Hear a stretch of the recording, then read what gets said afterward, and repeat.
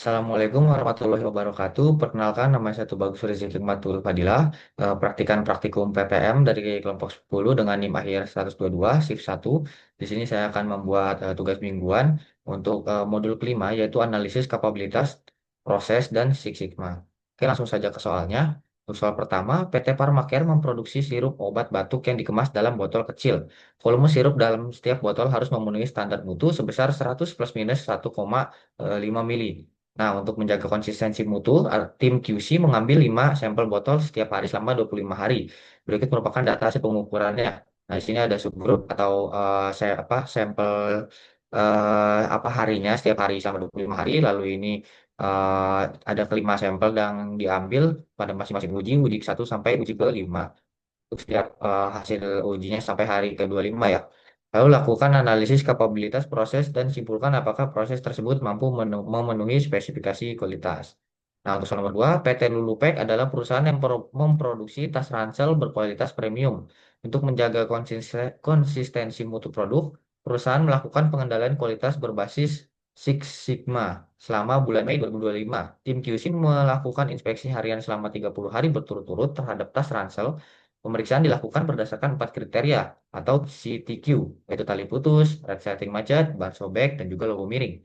Berikut merupakan tabel data hasil inspeksi hariannya. Di sini ada tanggal atau hari inspeksinya selama bulan Mei 1 sampai 30, lalu ada jumlah produksi tas ransel di tiap harinya, jumlah tas ransel yang diinspeksi setiap harinya, dan juga jumlah cacat produk yang ditemukan untuk setiap harinya.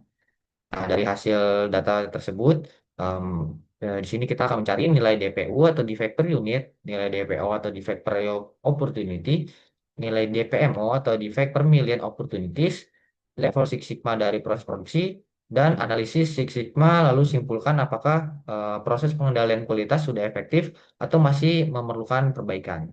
Oke, langsung saja kita lanjut ke eh, penyelesaiannya menggunakan software RStudio. Oke, di sini sebelumnya saya sudah membuat atau memindahkan tabel yang ada di soal tadi ke dalam file Excel. Nantinya file Excel ini akan kita input sebagai input juga untuk sintaksi RStudio-nya nanti ya. Oke, lanjut. Oke. Nah, yang pertama di sini kita mengaktifkan packages dulu, yaitu read Excel untuk membaca si Excel-nya dan juga QCC untuk membuat si peta kendalinya. Selanjutnya kita menginput data untuk soal 1 dan 2 pada sheet 1 dan 2. Lalu kita di sini memasukkan informasi data untuk soal 1 yang dimana karena tadi targetnya ada 100 dan alfanya itu plus minus 1,5 berarti untuk USL-nya dia plus 1,5 dan LSL-nya itu min 1,5. Lalu kita menghilangkan kolom subgroup pada si data volume produk ini karena kita tidak akan menggunakan ya atau jangan sampai si bagian subgroup yang tadi itu terhitung karena nggak masuk di hitungan kita nanti ya, nggak akan kita pakai.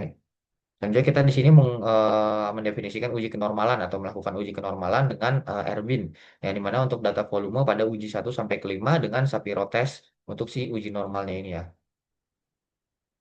Nah, kita dapat nih untuk Shapiro-nya. Di sini kita dapat untuk si data uji normalnya dengan W-nya 0,98 sekian dan P-value-nya 0,35 sekian. Lalu selanjutnya kita membuat peta kendalinya dengan QCC. Nah, kita lihat di sini untuk si pada pengukuran ketiga ini ada yang masih di luar batas kendali.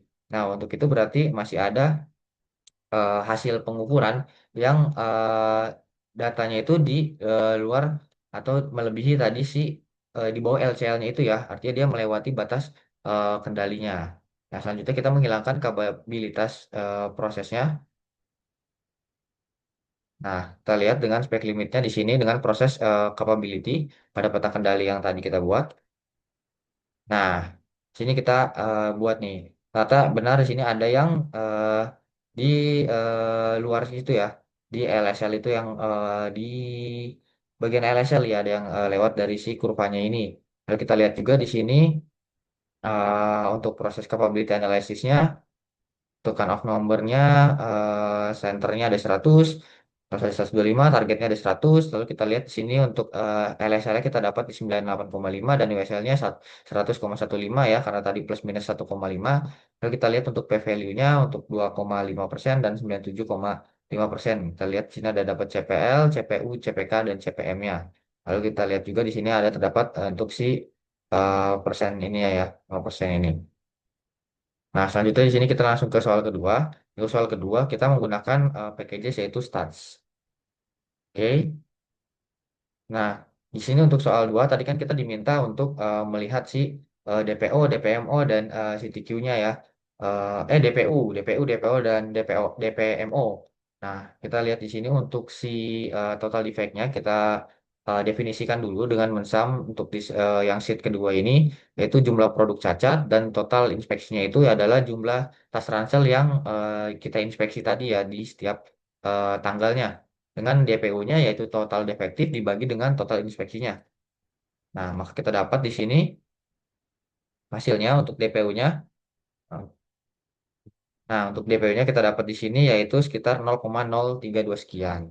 Lalu selanjutnya kita mengaktifkan DPO di mana CTQ-nya tadi kita dapatnya 4, lalu DPO-nya itu adalah DPU dibagi dengan CTQ-nya. Oke, kita dapat di sini untuk si DPO-nya adalah 0,008 sekian. Lalu selanjutnya kita menghitung DPMO. Untuk DPMO ini adalah DPO dikali dengan eh saat berapa nih? 1 juta ya. Karena dia hitungannya tadi ya million 1 juta ya. Jadi kita kali untuk si kita lihat berdasarkan si DPM-nya, DPMO-nya. DPMO-nya kita dapat di sini yaitu sekitar 8.175 sekian. Lalu kita menghitung si level sigmanya. Dengan level sigmanya ya adalah kita menggunakan definisinya itu pi normal atau P normal dengan 1 min DPO plus tadi kita dapat yaitu 1,5. Kita lihat. Maka kita dapat juga di sini untuk si level sigmanya yaitu 2,33 sekian. Lalu kita membuat summary untuk melihat hasil si Six Sigmanya. Dan yang mana kita menggunakan drone, lalu Cibin, dengan DPU, DPO, DPMO, dan level Six Sigma. Nih kita summary dulu. Ups. Oke, kita dapat di sini ya hasilnya. Lalu selanjutnya kita masukkan atau melihat si hasil Six Sigmanya dengan raw names dan print hasil Six Sigmanya untuk memunculkan hasilnya ya. Nah, maka kita dapat di sini untuk si raw names atau hasil Six Sigma-nya nilainya itu yaitu nol dengan printnya, hasil printnya yang dimana DPU-nya itu 0,03, DPO-nya 0,01, DPMO-nya 8.107 sekian dan level sigmanya itu ada di 2,34 sekian. Oke. Nah, oke. Baik, sekian saja tugas mingguan dari saya. Kurang lebihnya mohon maaf. Wassalamualaikum warahmatullahi wabarakatuh.